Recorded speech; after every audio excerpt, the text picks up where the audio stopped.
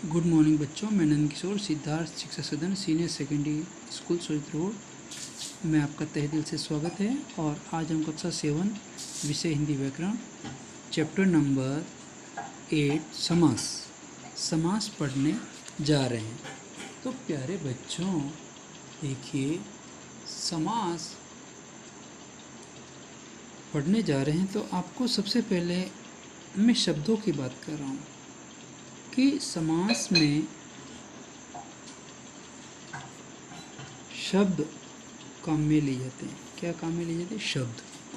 वर्ण या अक्षर काम में नहीं लिए जाते हैं। थोड़ा सा ध्यान देना मेरी बात का कि मैं जो कहने जा रहा हूँ उसकी तरफ आप थोड़ा सा ध्यान दें कि कई बार अपन गलती कर जाते हैं कि संधि और समास की जो परिभाषा है अपन इक्वली ही बोल जाते हैं, समान ही बोल जाते हैं, जिस पे अपन वर्ण के दो वर्णों के मेल को ऐसे हम उसका प्रयोग करते हैं।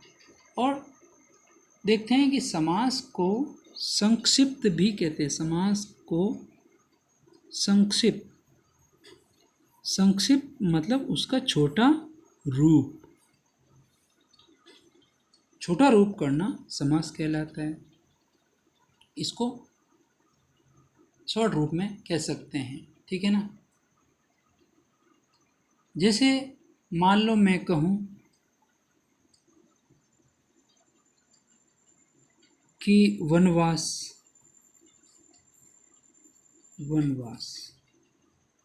ठीक है ना। विग्रह करेंगे तो वन में वास ऐसे हो जाता है। तो देखिए इसकी परिभाषा देखते सबसे पहले, दो या दो से अधिक शब्दों को मिलाकर क्या करते हैं? संक्षिप्त करने की प्रक्रिया को क्या कहते हैं? समास कहते हैं। तो मेरे साथ बोलें आप, दो या दो से अधिक शब्दों को मिलाकर संक्षिप्त करने की प्रक्रिया को समास कहते हैं, ठीक है ना। अब देखिए समस्त पद का मतलब होता है मिला हुआ। समस्त पद का मतलब क्या? मिला हुआ।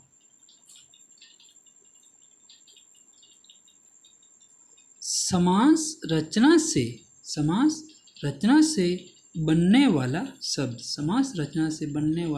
शब्द समस्त पद अथवा सामासिक पद कहलाता है, ठीक है ना। अब मान लो ये कहूँ कि राधा कृष्ण, क्या लिखा मैंने? राधा कृष्ण, ये क्या है? समस्त पद है। क्या है? समस्त पद। अब अगर उसको अलग करूं तो क्या हो जाएगा? राधा और कृष्ण ऐसे हो जाएगा, ठीक है ना। अब देखिए पूर्व यानी पहले। समस्त पद के दो पदों में से पहला पद पूर्व पद कहलाता। पहला पद क्या कहलाता है? पूर्व पद। पहले को क्या कहते हैं? पूर्व मतलब पहले। अब देखिए उत्तर पद यानी समस्त पद का जो दूसरा पद होता है वो उत्तर पद। उत्तर मतलब दूसरा या बाद वाला पद कहलाता है। दूसरा पद कहें या बाद वाला पद कह सकते हैं। अब इसमें आप देखिए, अब पूर्व पद मतलब पहले वाला पद, दो पद होते हैं उसमें पहला पद, और उत्तर पद में जो समस्त पद होता है उसका दूसरा वाला पद। जैसे मान लो ले लिया ये समस्त पद है, ये पूर्व पद है, ये उत्तर पद। पूर्व पद मतलब पहला, उत्तर मतलब दूसरा। ठीक है, जैसे नाना नानी, तो जो नाना जो पद है वो पूर्व पद है, पूर्व यानी पहला पद है। नानी, नानी जो है वो उत्तर पद है, यानी कि बाद वाला पद है, दूसरा पद है। भारत रत्न, भारत रत्न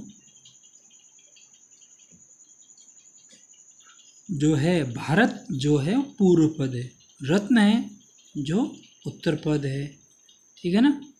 प्रजापति, प्रजा का पति, प्रजा की रक्षा करने वाला, प्रजा प्रथम पद, पति द्वितीय पद। गंगा जल यानी गंगा का जल। अब जो गंगा पहला पद है और जल जो है वो दूसरा पद है, दूसरा पद है। ठीक है ना। तो इस प्रकार देखा गया, जैसे मान लो मालगाड़ी, मालगाड़ी, अब माल तो पहला पद हो गया और गाड़ी जो है वो दूसरा पद हो गया, यानी कि पूर्व पद और उत्तर पद। ठीक है। अब इसमें आप देखिए समास विग्रह, कौन सा?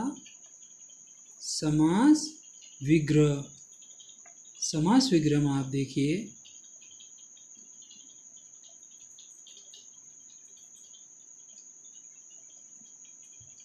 कि सामासिक जो पद है वो, सामासिक यानी कि समस्त पद, सामासिक शब्द के सभी पदों को अलग अलग करने की प्रक्रिया को समास विग्रह कहते हैं। क्या कहते हैं? समास विग्रह कहते हैं। जैसे समस्त पद और समास विग्रह, सामासिक शब्द के सभी पदों को अलग अलग करने की, अलग अलग करना, मिले हुए जुड़े हुए हैं उनको अलग करना है। समस्त पद, अकाल पीड़ित, अकाल पीड़ित, तो अकाल से पीड़ित, अकाल से पीड़ित। ठीक है ना। युद्ध भूमि, युद्ध के लिए भूमि। अब देखिए अकाल पीड़ित, अकाल से पीड़ित, अकाल से पीड़ित, तो इसमें देखा जाए तो इसमें करण कारक का प्रयोग हुआ है। युद्ध भूमि, युद्ध के लिए भूमि, युद्ध के लिए मतलब संप्रदान, संप्रदान कारक। शिव भक्त, शिव का, शिव का है मतलब काके की गागे की रारेरी, तो इसमें संबंध कारक। पीताम्बर, पीताम्बर पीत यानी कि पीले, अंबर यानी कि वस्त्र, पीले हैं वस्त्र जिसके, वो कौन है? विष्णु। पीले हैं वस्त्र जिसके, वो कौन है? विष्णु, है ना। अब देखिए आगे, इस प्रकार हमने देखा समस्त पद और समास विग्रह किस प्रकार अलग अलग होते हैं। अब देखिए आगे हम देखते हैं समास के भेद। तो पहले हमने देखा समस्त पद का अर्थ होता है मिले हुए पद। फिर हमने देखा समास विग्रह, जो दो पद मिले हुए होते हैं उसे हम अलग अलग करते हैं, उस समय वो उनका समास विग्रह हो जाता है। अब हम देखते हैं कि समास के भेद। समास के भेद 6 होते हैं। कितने होते हैं? 6। अव्ययी भाव समास, तत्पुरुष समास। पहला है अव्ययी भाव समास। मेरे साथ बोलें, अव्ययी भाव समास। कौन सा? अव्ययी भाव समास। अव्ययी भाव समास मतलब जिसका वय नहीं हो, जो कभी नष्ट नहीं हो, अपनी यथा स्थिति में बना रहे, अपनी यथा स्थिति में बना रहे। ठीक है ना? वो अव्ययी भाव समास कहलाता है। ठीक है? कौन सा समास? अव्ययी भाव समास। ठीक है? अव्ययी भाव समास जो कि अपनी यथा स्थिति में बना रहे। ठीक है?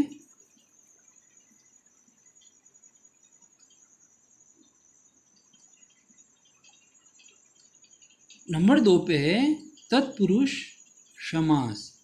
नंबर 3 पे है कर्मधारय समास। नंबर 4 पे द्वंद्व समास।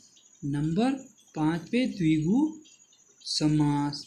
और नंबर 6 पे जो है बहुव्रीहि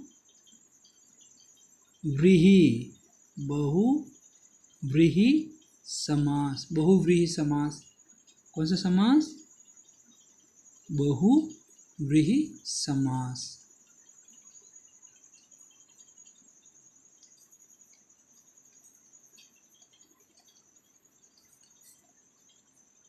ठीक है? अब नंबर 1 पे कौन सा है? अव्ययी भाव समास। तो प्यारे बच्चों, आपको 6 भेदों के नाम याद होने चाहिए। अव्ययी भाव समास, तत्पुरुष समास, कर्मधारय समास, द्वंद्व समास, द्विगु समास और नंबर 6 पे बहुव्रीहि समास। तो पहला देखिए अव्ययी भाव समास। जिस समस्त पद में पहला पद प्रधान होता है। क्या होता है? प्रधान। प्रधान यानी मुख्य। और अवयव हो। क्या हो? अवयव हो। तथा समस्त पद भी, क्या कहा? समस्त पद भी अवयव बन जाए। समस्त पद भी क्या बन जाए? अवयव बन जाए, उसे अव्ययी भाव समास कहते हैं।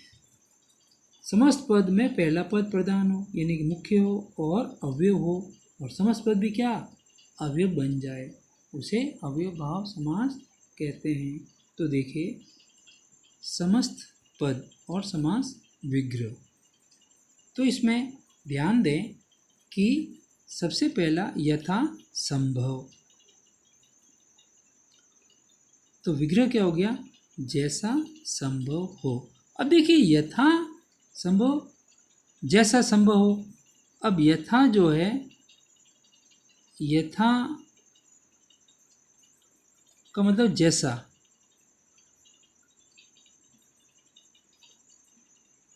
संभव हो, जैसा संभव हो वैसा ही कार्य कर देना। आ जन्म, आने से लेकर, से लेकर यानी कि जन्म से लेकर। समास वगैरह क्या होगा?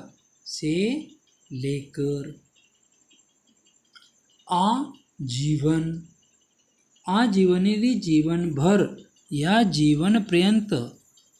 कभी कहीं आप पढ़ोगे जीवन पर्यंत यानी कि जब तक जीवन है तब तक। अनजान, अनजान यानी बिना, बिना जान पहचान के, बिना जान पहचान के, वो होता है अनजान। ठीक है ना? अब देखिए, अब लेते हैं तत्पुरुष समास। तत्पुरुष समास में प्यारे बच्चों देखिए,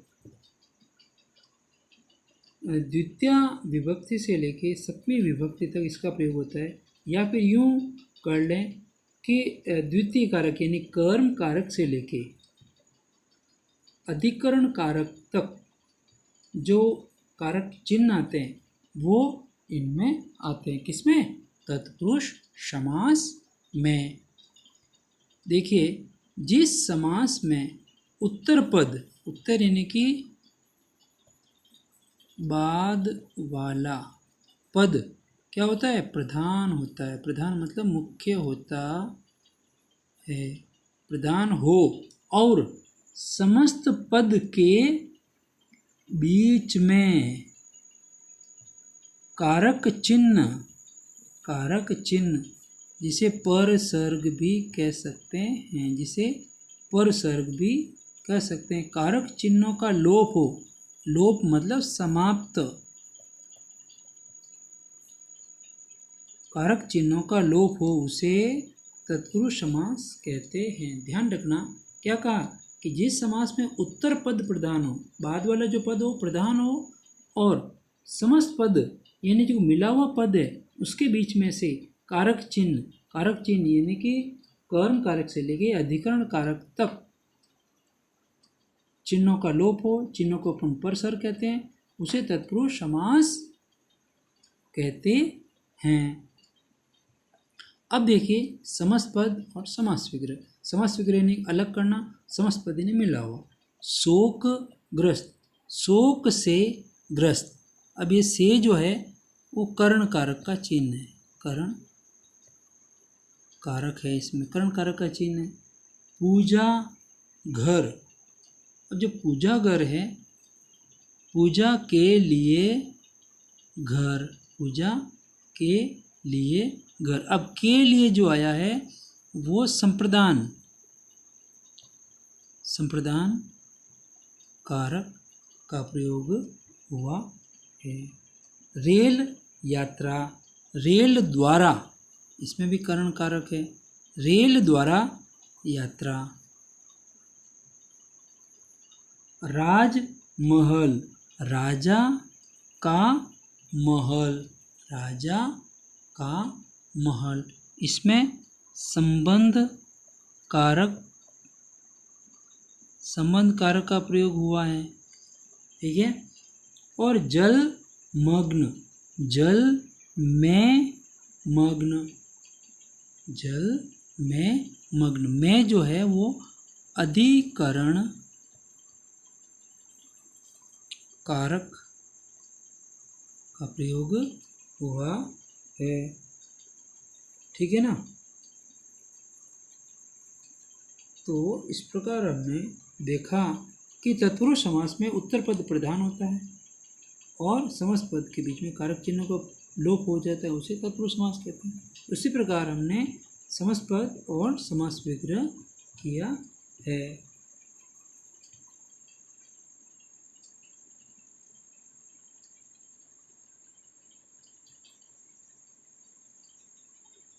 तो इस प्रकार प्यारे बच्चों, आपको ध्यान से वीडियो को सुनना है, समझना है और कार्य करना है, ठीक है ना।